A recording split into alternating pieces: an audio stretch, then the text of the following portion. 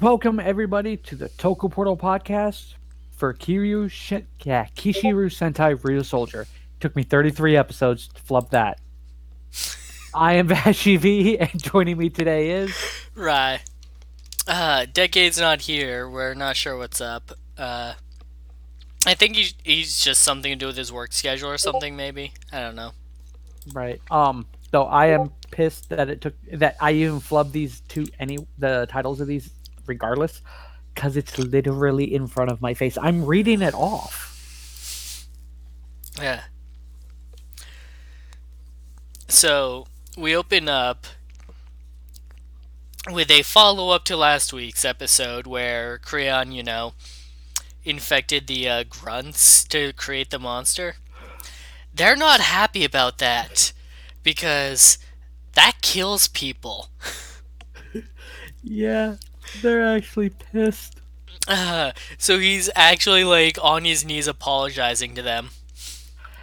Like, and I kind of didn't realize that that's what he was doing until like after the fact. Because I messaged you about it. It's like, to me, that was him going, I want to go to HR because fucking Gadulaeus is a prick. Oh, but he totally needs to go to HR. Hell yeah, Gadulaeus is an asshole. Who's running the Drodons anyways? A question we still don't have the answer to. And I don't think we're going to get it with the introduction of next week. No. Ah. So we do get a surprise visit from, I have no idea what his name is. I want to say it started with an U. A U? Wow.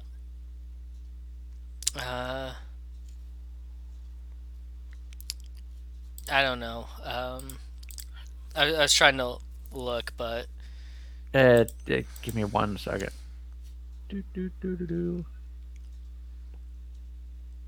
Wooden. Uden. Let's go with Uden. That makes more sense. Well, that's what I have on the wiki. So, Uden is a Droidon who works for the other guy. Do we have his name? Uh, Precious? Perseus, yes. I remember because it sounds like precious. Yeah, that's exactly what I thought it was at first.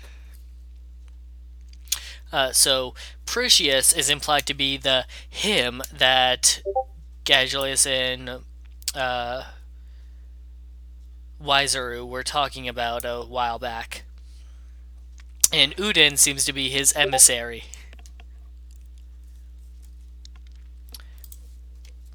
So, things are picking up now. This is episode 33.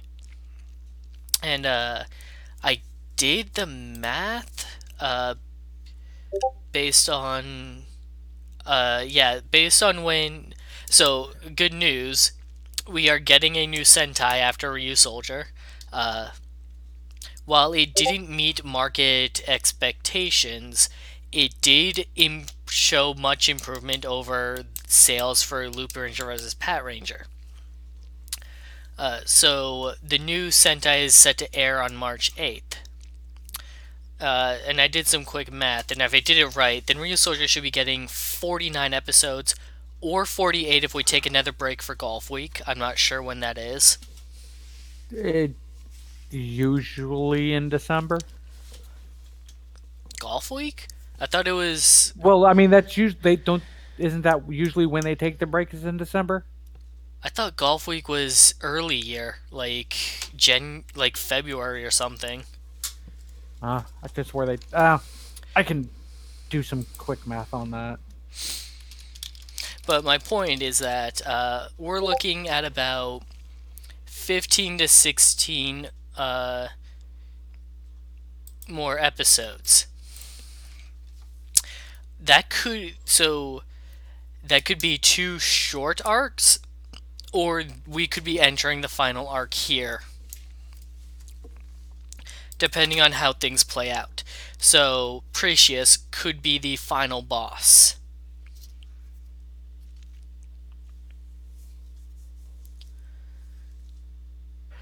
Well, I kind of hope not. Mainly because looking at the wiki, they have Perseus listed as a major rather than you know the head of the tribe. Which Because I'm assuming that the final villain will be the leader of the warfare tribe. Which, the for the record, that's what these all these generals are of the warfare tribe. we don't well, we don't know who Perseus is, do we? Is she's just listed as because on the according to the wiki, um, Perseus is a backstabbing, power hungry general who has betrayed Waizaru and Gageleus for power, despite all three being Jordian tribe members. Hmm. And her arsenal is cards. But it's a her. Yeah, Okay, it is. She is female. then that would make Wiseru, Gageleus, and Perseus the three generals for the big boss. Like, Right. unofficially, because they have no actual hierarchy system, but for Sentai purposes, that's what we're looking at here. Right. Okay, so we're introducing the female general then, effectively. Right. And if this is the big bad, wouldn't this be one of the few Sentais that has a female big bad? Correct. Because I know I want to say it's Car Ranger, the one that they use for Turbo, Yes, Car and Ranger. did have a Actually, female big bad. she was actually the female general because they worked for like a giant like astral being or something like that.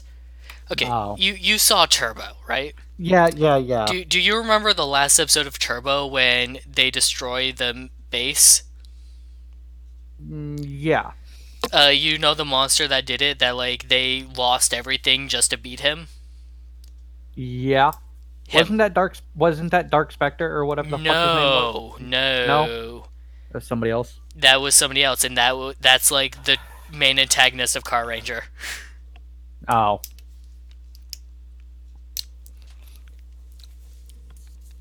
Yeah, Sentai Power Ranger facts. Where did America reuse the costumes? Uh, Uh, okay, so if Perseus is a girl, then basically, yeah, the him they're referring to would be the actual final boss that we haven't met yet. So right. we're probably looking at about 7 or 8 episodes, uh, building up to the big boss's arrival, and then the arrival and final arc. Unless they do that whole, hey, look, here's a big bad in 2 episodes, Or that.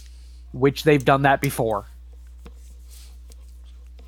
Uh, yeah, Sentai is weird because sometimes the big bad is there from the start, and sometimes the big bad is not introduced until the literal last minute.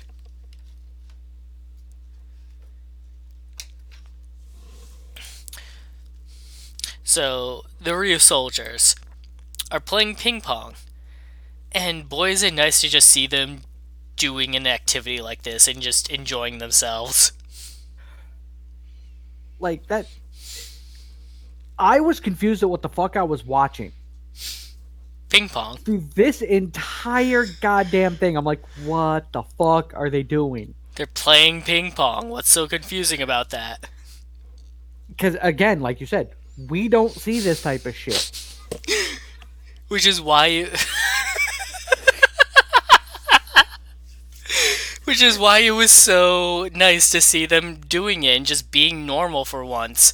It's not all, oh, save the world from immediate doom. Right. It's like it was nice and laid back, especially after the prank that Nada pulled with his little asshole move. Just walking in on the with the guy sword I armor go on. remember. Uh, And to me, the best part about the ping pong thing was Set, because Ui's dad gets knocked out, comes back as Set, and they're like, "We didn't call you," and he goes back to sleep. I thought it was funny as It's shit. like, huh, I am here. We didn't actually. Okay, bye. Because Which makes me wonder if, like, when Ui's dad just does go to bed for the night, if Set just sits up and goes, "Shit, I'm I not am needed." He goes here now. back. He goes, "Shit, I'm not needed. Damn it." Yeah.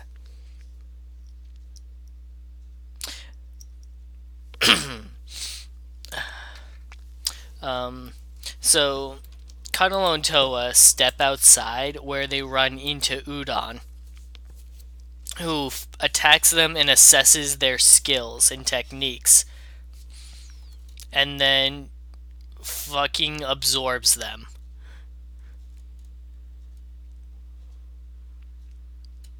Which, to me, that took a second for me to realize that's what he did until uh Ko got trapped.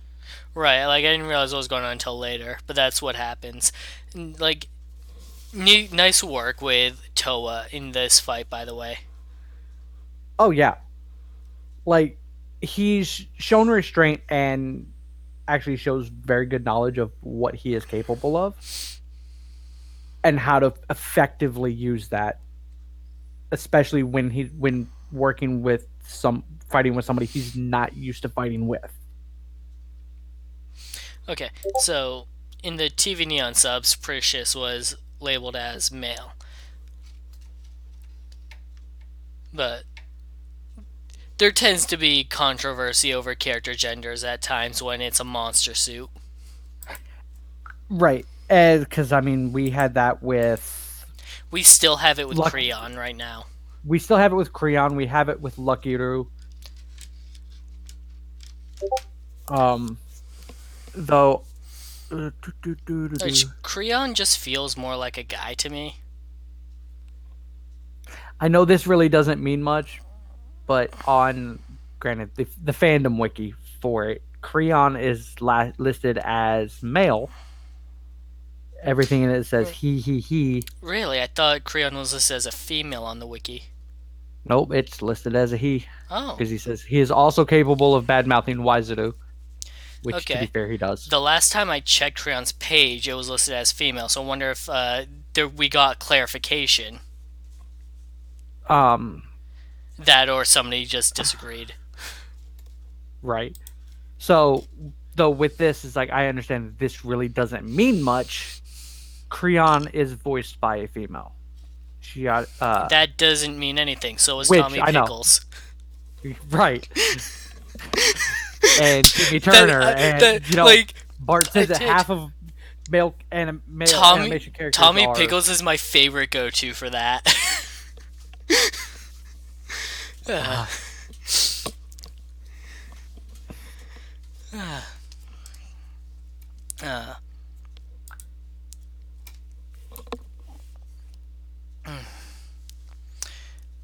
So we get a little heart-to-heart between Nada and Ko as Nada tells Ko about other Jordan like generals that he knows of, such as Perseus,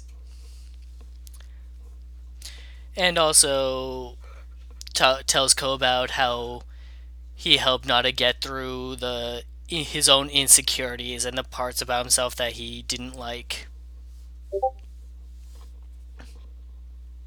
like this was one of the many touching moments in this episode. Because this right here is specifically relevant to later on in the episode.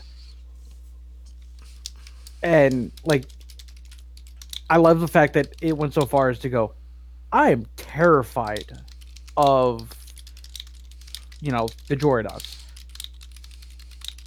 But with you guys with me at my back, I'm not scared of anything.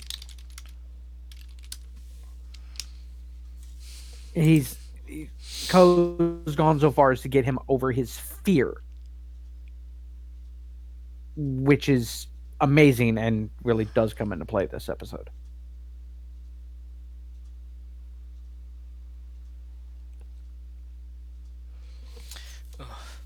The others finally realize that Towa and Kanalo are missing and go looking for them when they also run into Udon. Ko, Asuna, and Moto are captured, and we see what's going on.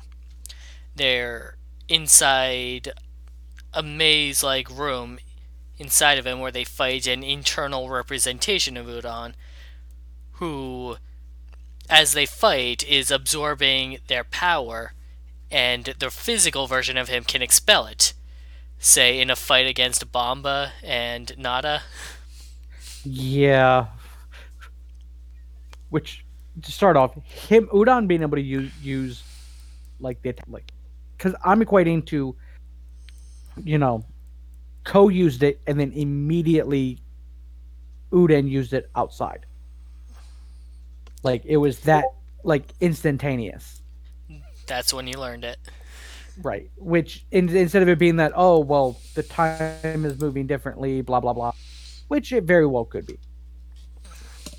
I like to think he's learning this stuff like instantaneously and being able to use it, which makes it great for an assassin, which is what he was classified as, at least with the preview from last episode. And then we get Banba and Nada transforming. Which I'm sorry, hands down, Nada wins at Sentai.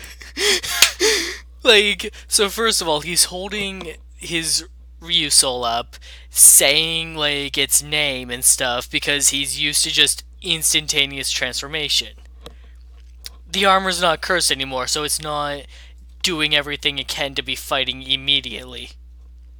So he has to, like, put it in the sword like all the others do. But at the same time, he's confused of whether or not to call it a Ryusoul or Geizorg or Geisel. And it's just fucking hilarious. And then he does his own personal roll call. And it's amazing because even Bomba's just standing there waiting, and not as like I had to do it once. Oh, if only we could have gotten it with the team. Oh yes, I think that would have been amazing.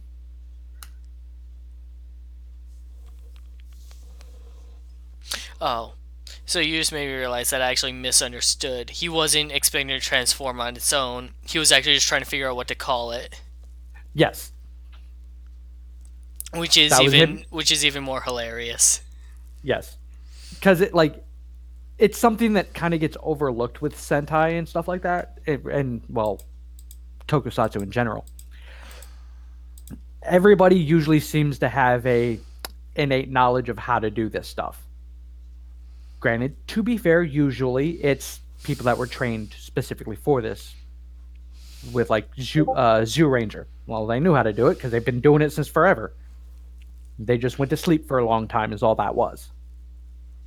It's like, and then you get other members who, like, with RPM or Go Under specifically. The three that were on the team knew what they were doing, so they transformed. The other two got the braces and immediately knew what to do. There was no let's sit down and have an explanation, which could be explained off camera, and that's fine.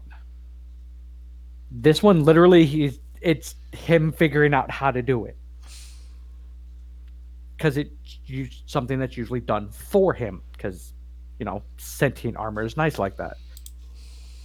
It's like, but even for characters who don't know, is like we never get to see them learning how to use the transformation devices beyond do one thing and everything else seems to just come naturally. I like the aspect of them figuring out how to do shit. Because like even Ko in this episode, something entirely new, innately knows how to use it. Which to me is problematic.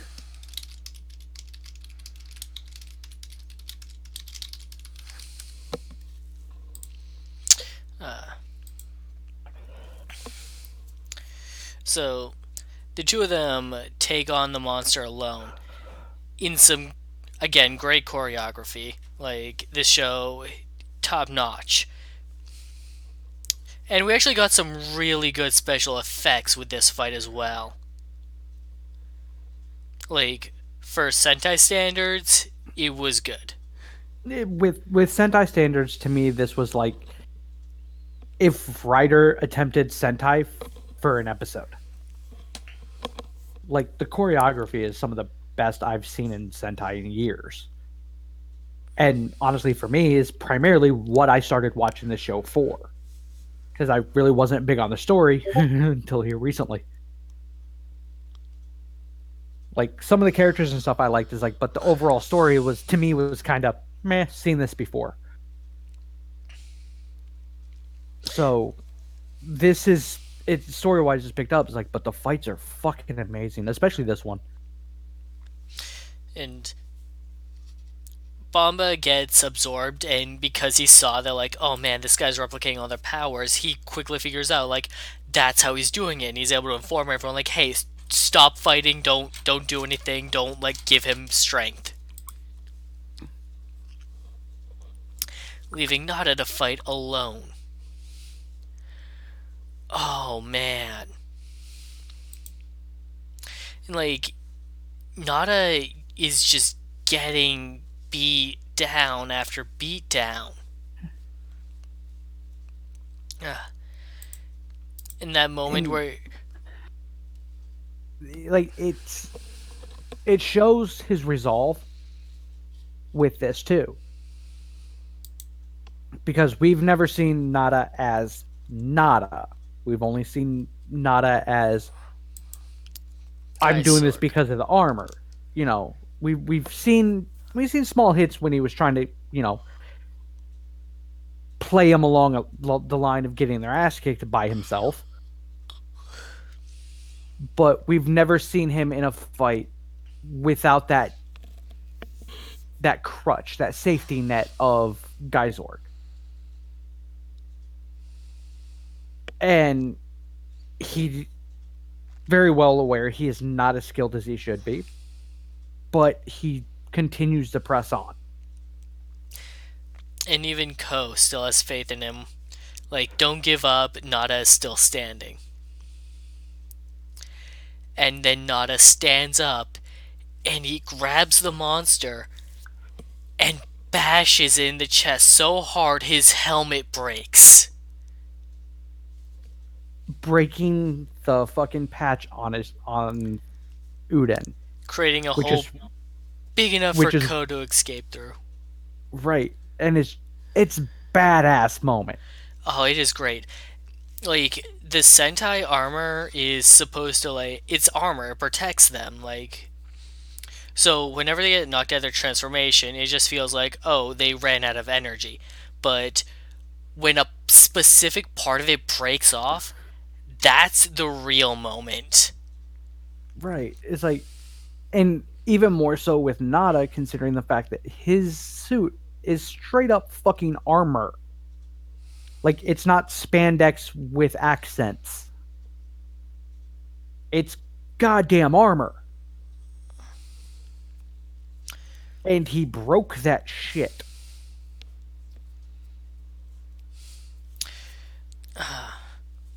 Ko is ready to fight alongside Nada, but Nada already gave everything he had. There's only one thing left to give. He gives his soul to Ko to use. God damn it. Such a goddamn twist of a fucking way for this to go. So, God, we were saying before, it's like, oh man, what's gonna happen with Nada? Because I don't think he's gonna live. He's totally gonna die. They're not gonna give him a happy ending.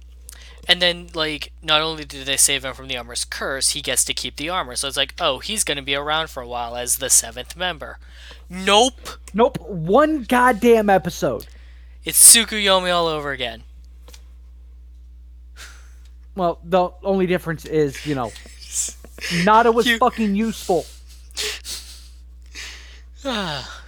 Like, when I watched it, I had to make a joke to keep myself from tearing up at that point. And that joke was because I'm running off. I don't care that he was getting his ass beat or anything else like that. My brain went to he died because of the headbutt,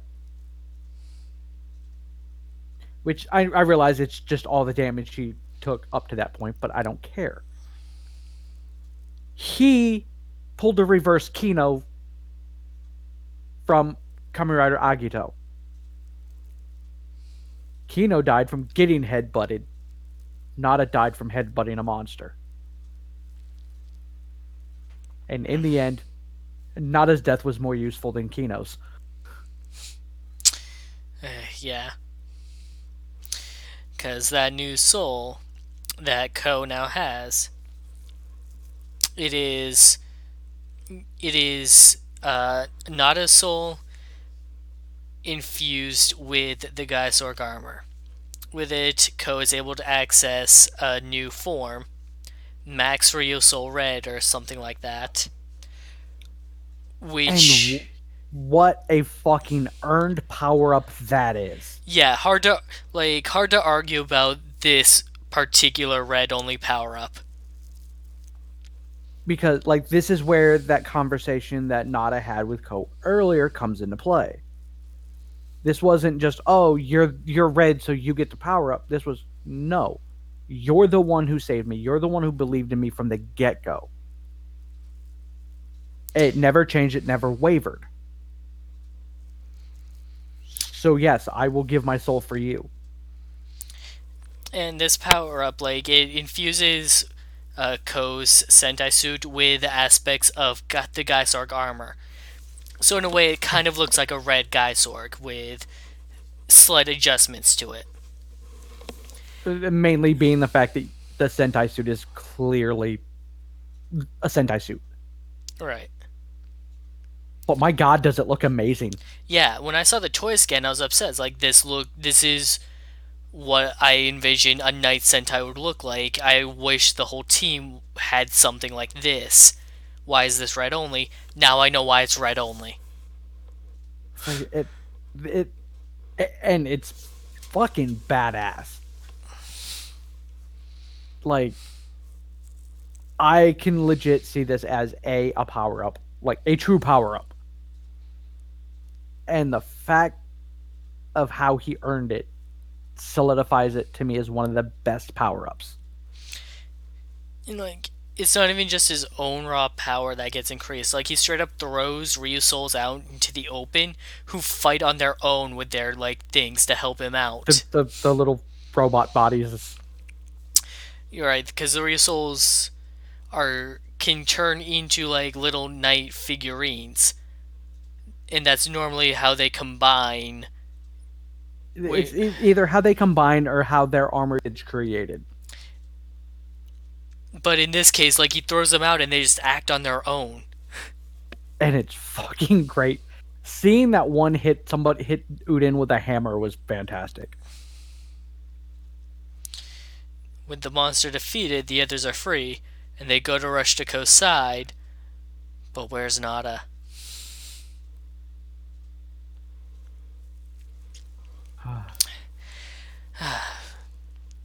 Like, I want to backtrack one moment for this. Mm-hmm. The one point that really sells all of this for me was after Nada passed and, vanished because, Sentai dead people don't stay, can't show dead people for very long. And Uden gets ready to attack. That look that Ko gave, like that tight dramatic shot over the shoulder, was masterful. Like the detail and the knowledge for that shot alone completely sells me on everything with it.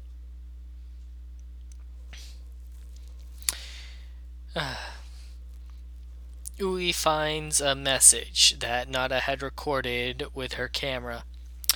He was planning on going off on his own again, this time to train so that he could fight alongside them on par with them when he returned. And he was going to leave a little goodbye message because he felt embarrassed saying it in person, pointing out all their good qualities and how much they taught him. And finally he says, "Thank you." And as the sun sets, the Ryusoulgers hold their swords up for him. And that's where I cried. I will own it. I cried. Yeah. I cried over a character that didn't fucking matter until the last couple of episodes. Like, I had no personal involvement or personal attachment to that character beyond I want to see this motherfucker get his ass kicked. That's all I cared about until the last handful of episodes. It was like, you motherfuckers made me cry over that. You bastards. And the thing that it was more the imagery that did it than anything. Because Nada walked away from the camera before saying thank you because he was embarrassed. And two, with the way it played out, they were already doing, as I'm going to consider it, the night salute burial thing. They were going to do that for him. That's why they were there. And we showed up with her video. And so even before they're already doing the sword thing when Eti is, oh, and by the way, thank you. And I'm like, you fuckers. Taiyo san harichate. And then it just jumps right into that. It's like, god damn. Like, this would have been an episode. I'm sorry, this would have been an episode not to have the ending. You know what I just realized right before we started the podcast, though? Didn't even consider it the entire episode. No mech fight. Yeah, there wasn't. This is the first episode. I want to say it's the second. Well, yeah, it might be the second. But still, like, I like this because Sentai doesn't need the mech fights. It's a trope of it, sure, and they do add to the shows, but you don't need to force one in every episode. Like, I think the main reason why it's as prominent as it is, A, it is the trope. 2, it sells the fuck out of toys. Right. Nobody can argue that. Like, yes, you need to have the mech fights here because it's a thing. You don't need one in every single episode, and it's when you get that one episode that doesn't have it that means a lot. Right. Like, I was expecting there to be a mech fight, and then my brain went, no, there wasn't actually a fucking monster. Like, there wasn't an actual Minosaur. I'm like, wait, what the fuck? Right, the Minosaurs grow big as they absorb the negative emotion. The Druidons are nothing. The Droidons can do it too, at will, because Tankjo does. I was going to say, Tankjo can... Oh, wait, Gageleus grew big too, didn't he? Yes, he did. Okay. So they can do it at will. They just, have to still be alive when it happens. Like, because both of those were more of those, you know what, fuck this part of the fight, I'm going to stomp your ass. Whereas Uden just got fucked up by Ko. He didn't have a chance to do it. Assuming he had the ability to do it. But I think because it like Sentai would, I think these would work a little bit better if there were just more than just one or two every 3 or 4 seasons. Like, it's gotten to be so much of a trope that Toei and Bandai feel that they have to have it all the fucking time, and they truly don't. Like, we don't have to have a mech fight every fucking episode. We're going to, because that's what the show is. That's how they differentiate it between, this and I would say Ryder, but Ryder's got a goddamn Megazord now. Yeah, but that's not getting a lot of play. No, it's not, and thank God for that. I have not watched a 0-1 yet for this week, though. Oh, when you do, please do. One of the theories we saw gets debunked. Oh, okay. Unless they have no understanding of what the word clone means. Well, it could be like a mistrans. We like what we read. For spoilers for anybody who's paying attention to this, who's watching Zero Uh, One. Vashi and I found some spoiler notes alongside like the new Sentai information, and we read some dumb stuff involving cloning, which makes absolutely no sense in a show about robotics. My God, like I can understand a small. I can understand one. I can understand one. I can't understand as far as they went with it, like because it was But that Autoto was a clone of Grandpa Hedon. I could buy that. Whatever, technology's advanced enough. But adding in a clone of a clone of a clone, it just got out of hand. but like if it was just like a mistranslation or something like that, then I'm happy to hear that. Which I really hope so, because yeah. And we're getting off topic, and I'll get into that off the podcast. But this fucking episode, one, it came at a perfect time because none of us were fucking expecting it. Nobody went into this episode thinking, "Hey, Nada's gonna die." Again, Christmas came fucking early. And it was beautifully written, beautifully acted on everybody's part. And it was just perfection. Like they got a lot of good actors for this one. Like they did.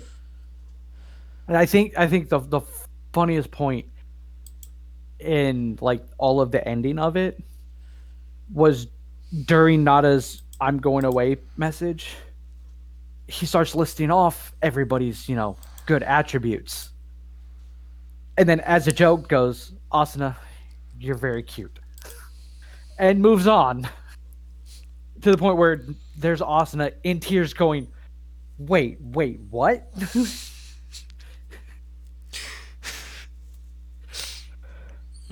Like, the level of acting that this group has, especially in this episode alone, shows miles of improvement over where they were at the start of the series. Because the start of the series, they're still kind of green. I don't know how much. I haven't looked up each of the characters to see how much acting they've done prior to this, but usually Sentai and Rider are usually newer actors. Like, this is the gateway to acting, mainstream. But they picked the perfect people. They did an amazing job on casting for this. And if they were all green when they started, this episode alone, needs to be in all of their pamphlets for "look at what I can do." Because it was masterful.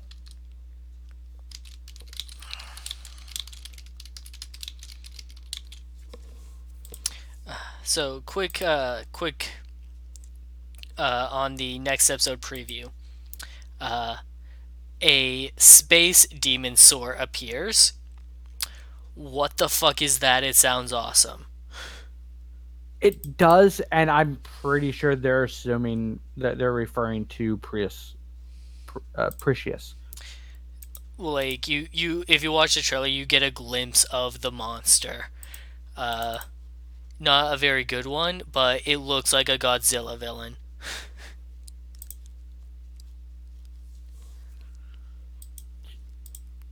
The space dragon. Oh my god, yes it does.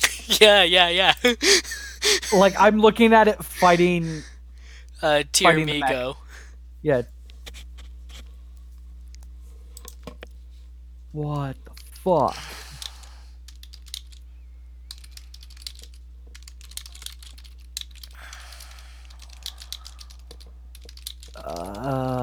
Da, da, da, da, da.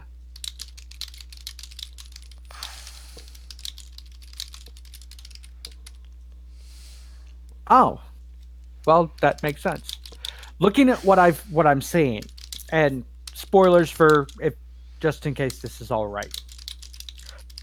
A letter directly from the elders of the Real Soul tribe arrives for Ko, telling them that an enormous, massive energy is presumed to be the true form of the Joridon, is fast approaching Earth. At the same time, new general named Perseus appears before both Waizaru and Gadgelas. Despite being from the same tribe, Perseus takes the space dragon in order to destroy the city, in order to gain enough power to stand a chance against the real soldiers, challenge the challenge the precipice of trials, a long-standing tradition of the Real Soul tribe. So yeah, there's a goddamn space dragon and a giant massive energy.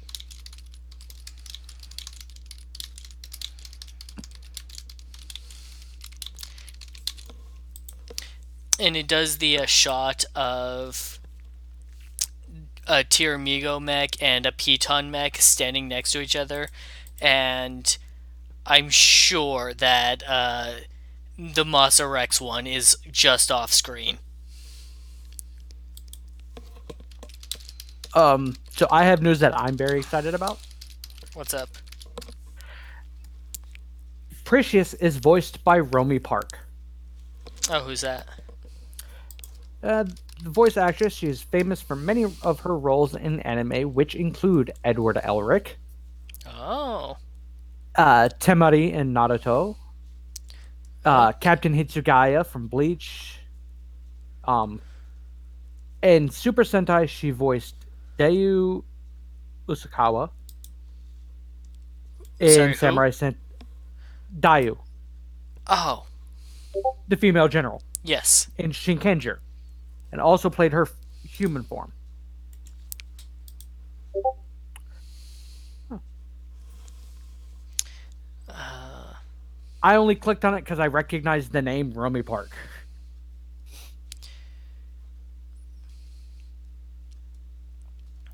Let's see here. She's done some voice work in Digimon. Uh, she was in the mythical Detective Loki Ragnarok. I never actually watched that. I mean, she's been in voice acting since '97. Yeah, she's got a lot on here. Um,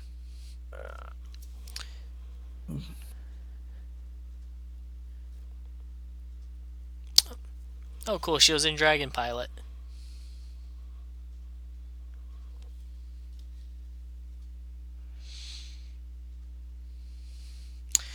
All right.